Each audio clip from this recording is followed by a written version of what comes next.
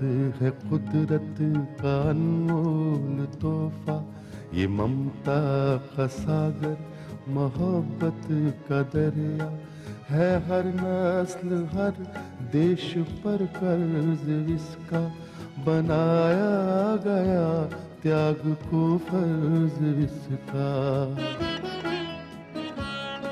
मगर इसकी दुनिया ने कीमत न जानी,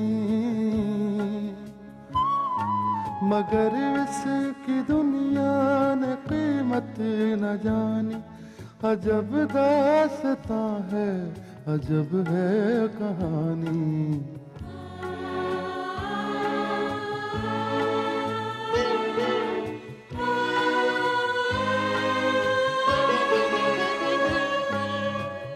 विनोद अपने पिता ठाकुर रुद्र प्रताप को बताता है कि मालतीबाई को 5 साल की सजा हुई है, लेकिन उसके बेटे करण ने भरी अदालत में इस हकीकत का इकरार किया है कि मालतीबाई उसकी मां है, और अब ये बात सब पर जाहिर हो गई है कि मालतीबाई ठाकुर रुद्र प्रताप की रखेल थी और करण ठाकुर रुद्र प्रताप का नाजायज बेटा। विनोद को इस बात का डर है कि एक न एक दिन करण ठाकुर की जायदाद में अपना हिस्सा मांगेगा। ठाकुर रुद्र प्रताप विनोद को यकीन दिलाता है कि वो ऐसा नहीं होने देगा। विनोद का ससुर भूपेंद्र सिंह भी विनोद से यही कहता है कि सिर्फ विनोद ही ठाकुर रुद्र प्रताप का अकेला वारिस होगा। विनोद अपनी पत्नी कुसुम को अपने मायके से वापस अपने घर ले आता है। ठाकुराइन इस बात से खुश है कि कुसुम का पहला बच्चा हवेली में ही पैदा होगा। ठाकुर अधिकारी और ग्रोवर को बताता है कि उसने प्रगति का काम रुकवा दिया है और जल्दी ही वो उसकी फैक्ट्री हथिया लेगा। त्रिपाठी को यह सुनकर बहुत दुख होता है और वो ठाकुर को भला बुरा कहता है और उसकी नौकरी छोड़कर चला जाता है। अब आगे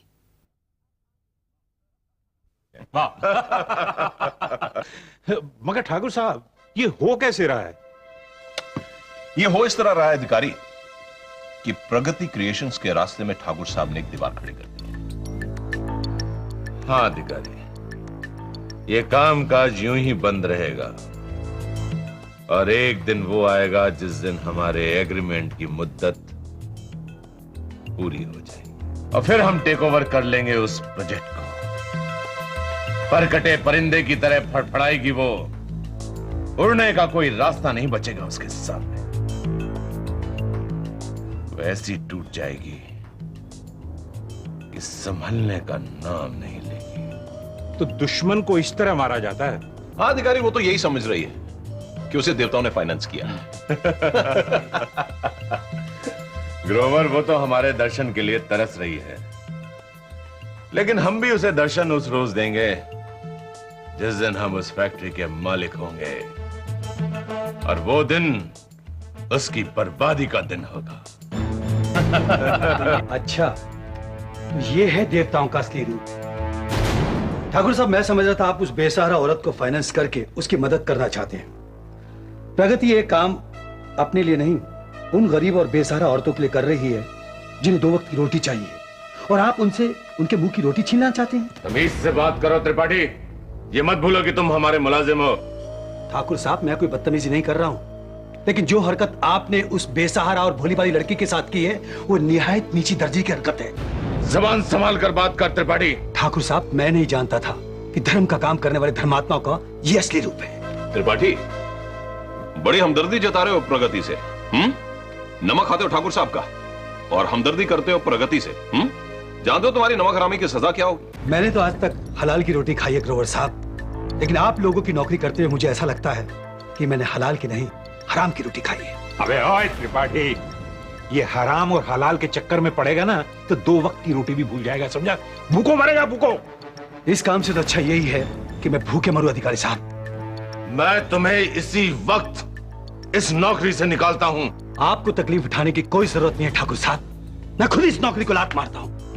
और जाने से पहले एक बात आपको कहना चाहता हूं कि प्रगति का आप कुछ नहीं बिगाड़ सकेंगे। फानूस बन के जिसकी हिफाजत हवा करे, वो शम्मा क्या बुझे जिसे रोशन खुदा करे।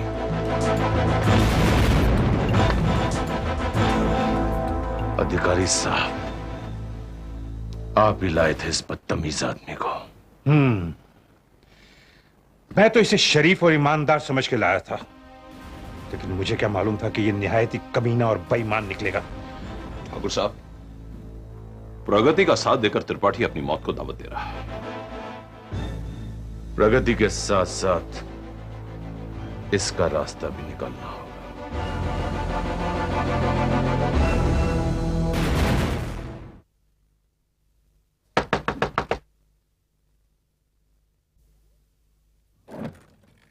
अरे आप इतनी जल्दी कैसे आ गए? तबीयत तो ठीक है ना आपकी? हाँ सरोज, तबीयत ठीक है मेरी। तबीयत ठीक है तो फिर इतनी जल्दी कैसे आ गए घर पर? सरोज, मैंने वो नौकरी छोड़ दी। क्या नौकरी छोड़ दी? कितनी जतन के बाद ये नौकरी मिली थी और आपने वो नौकरी छोड़ दी? सरोज, वो नौकरी अच्छे लोगों की नौकरी नहीं है, वो एक जल्लाद इंसान की नौकरी है। जल्लादों की नौकरी? हाँ, उस नौकरी में गरीबों की जिंदगी से खेलना पड़ता था, उनकी तबाही पे मालिकों का साथ देना पड़ता था। वो नौकरी गरीबों के अधिकारों पर, उनके हकों पर डाका डालने वाली नौकरी थी। क्या कह रहे हैं आप? हमारी कुछ भी समझ में नहीं आ रहा है। सरोज, मैं जिन आदमियों को धर्मात्मा समझता था वो आदमी धर्मात्मा नहीं है, पाखंडी थे वो लोग। फाइनेंस करने के बहाने वो लोगों की जमीन जायदाद को हड़पना चाहते थे। उन्होंने प्रगति को फाइनेंस नहीं किया बल्कि उससे दुश्मनी निकाली है।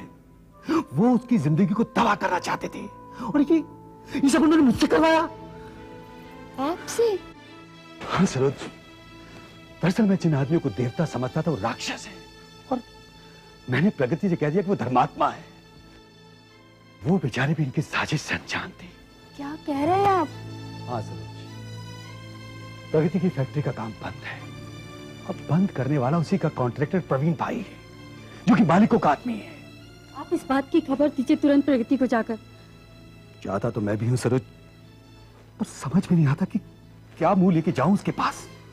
कैसे उसे कहूं कि तेरी बर्बादी का परवाना मैं खुद लेकर आया था। मैं इन राक्षसों को दूर तुझे तुझे तबाह करना चाहते हैं। आप जाकर उसे सच्चाई बता दीजिए, वरना वो भोली भाली लड़की उन राक्षसों के मुंह का निवाला बन जाएगी। तुम ठीक करिए सरोज, वो जाना ही चाहिए। जाना चाहिए नहीं, आप अभी जाइए, इसी वक्त जाइए आप। ठीक है सरोज।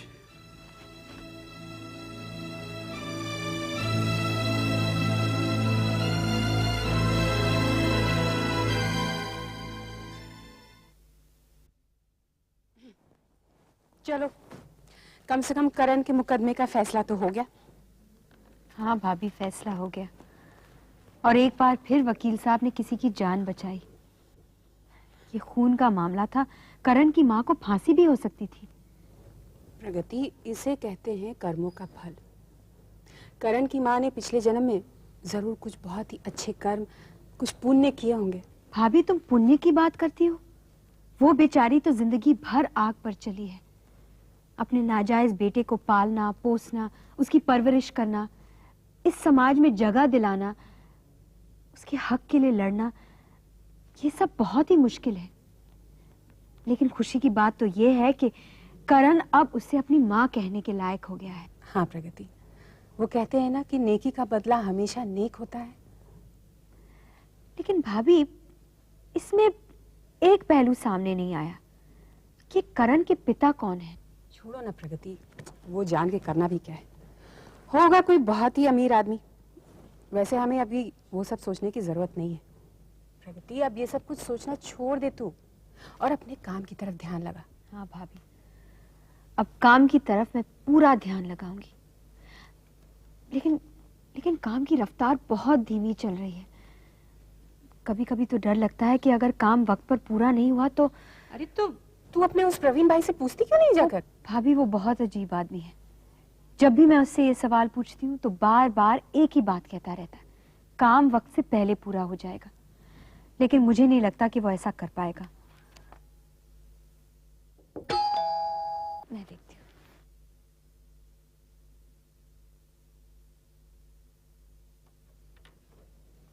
नमस्ते प्रगति जी। त्रिपाठी जी, आप? क्या बात है, आप परेशान से लग रहे हैं। परेशान नहीं हूं प्रगति जी, मैं शर्मिंदा हूं आपसे। कैसी बातें कर रहे हैं? भगवान ना करे कि आपको कभी मुझसे शर्मिंदा होना पड़े। बात कुछ ऐसी है प्रगति जी। बात क्या है? मुझे कहते अफसोस हो रहा है प्रगति जी आपके साथ धोखा हुआ है। धोखा? कैसा धोखा? प्रगति जी, जिस फाइनेंस कंपनी के लिए मैं काम करता था वो ईमानदार लोगों की कंपनी नहीं है, निहायत ही कमीने और बदमाश लोगों की कंपनी है। ये कैसे हो सकता है? मैं तो अपने आप को दोषी समझने लगी थी कि हम काम वक्त पर पूरा नहीं कर पाएंगे। वो आपको काम पूरा करने नहीं देंगे प्रगति जी। क्यों? क्योंकि वो नहीं चाहते कि काम वक्त पर पूरा हो। लेकिन वो ऐसा क्यों नहीं चाहते? अगर काम वक्त पर पूरा नहीं होगा तो आपकी कंपनी को टेक ओवर कर लेंगे। वो तो अग्रीमेंट में है, लेकिन इसमें तो कसूर हमारा होगा ना? नहीं प्रगति जी, इसमें आपका कसूर नहीं है, कसूर प्रवीण भाई का है। उनका आदमी है, उसकी इंस्ट्रक्शन पर वो काम स्लो कर रहा है। इंस्ट्रक्शंस पर? त्रिपाठी जी वो तो अच्छे लोग थे जो पैसा देकर खुद सामने नहीं आना चाहते थे। मैं तो उन्हें धर्मात्मा समझती थी, उनके दर्शन करना चाहती थी। वो धर्मात्मा लोग नहीं है प्रगति जी, ना ही वो अच्छे लोग हैं। वो कमीने और बेईमान लोग हैं। वो आपकी जिंदगी तबाह करना चाहते हैं। वो आपका नाम और निशान दुनिया से मिटा देना चाहते हैं। जानती हैं कौन लोग हैं वो? आपके दुश्मन ठाकुर रुद्र प्रताप सिंह।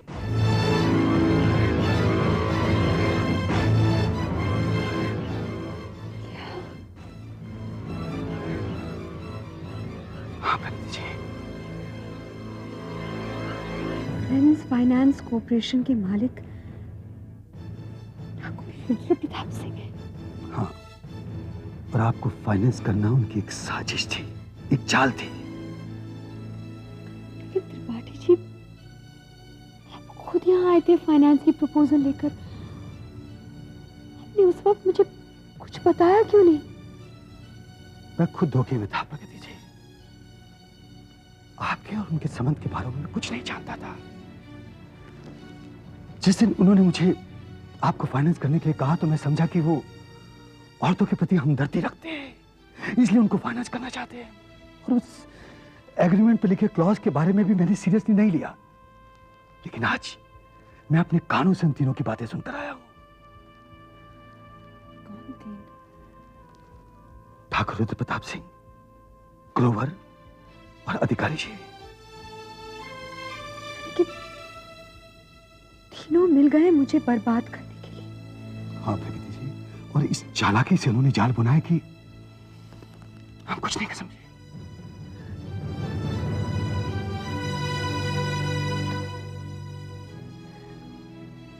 अब तो बहुत देर हो चुकी है।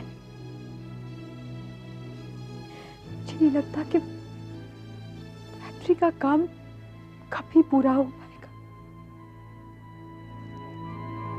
मुझे माफ कर दीजिए प्रगति जी, मैं बेकसूर हूं। मैं सचमुच उनकी साजिश के बारे में कुछ नहीं जानता था। और जैसे मुझे पता चला मैं उनकी नौकरी को लात मार कर आ गया। ये तो अनर्थ हो गया प्रगति, अनर्थ हो गया। भाभी,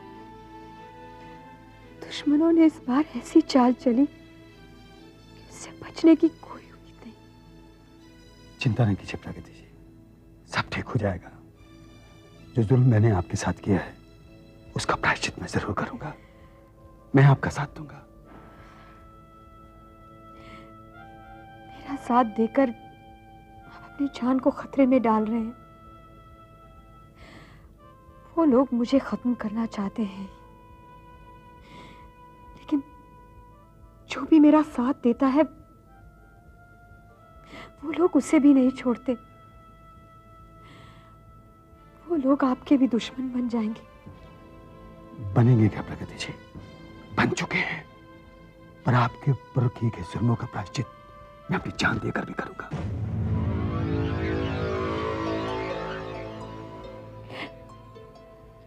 अभी ये मेरे साथ ही क्यों होता है? क्यों होता है मेरे साथ? संभालो प्रगति, संभालो अपने आप को।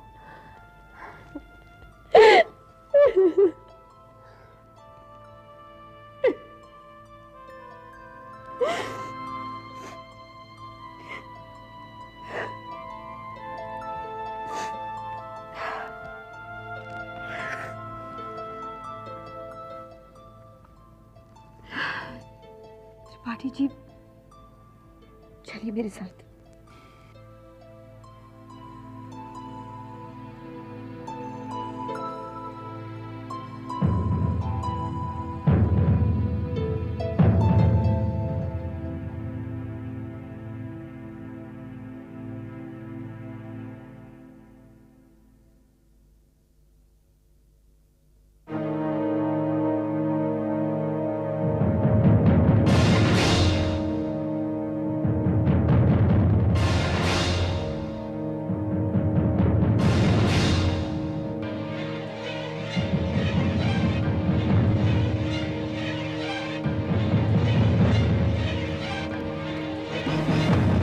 आनंद, काम क्यों बंद है?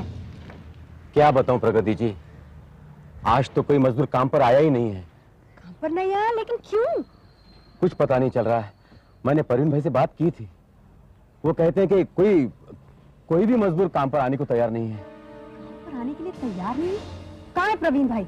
वो फोन करने गए हैं। अभी इसी वक्त उसे बुलाओ। अच्छा।